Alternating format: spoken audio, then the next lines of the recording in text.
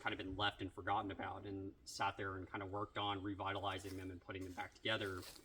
And as I did that, we came to the conclusion that the old style of privy was inadequate. It was small, it had issues of rot, it was a bench style seat, and that bench would eventually deteriorate and rot, and also was very prone to insect infestation, specifically hornets. And so we made the decision that we were not going to use any of that stuff anymore.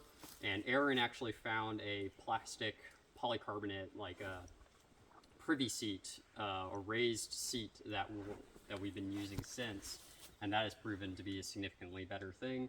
This privy in particular was built by Troop 8 as a part of their Eagle Scout project for Case and Steel. And so they acquired all the materials, they put it together, they hauled it out here, we provided them the blueprints and everything like that. You can see the access trail that we used for hauling it in. There was a lot of manpower.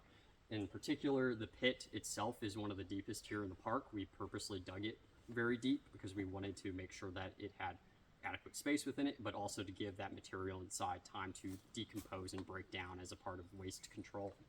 And so when we look at it on the inside, come over this way,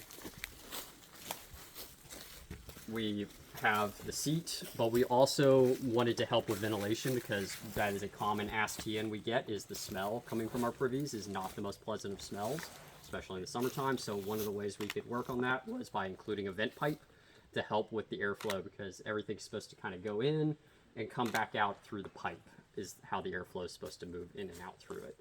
And so this was graciously built and donated by those folks with Troop 8.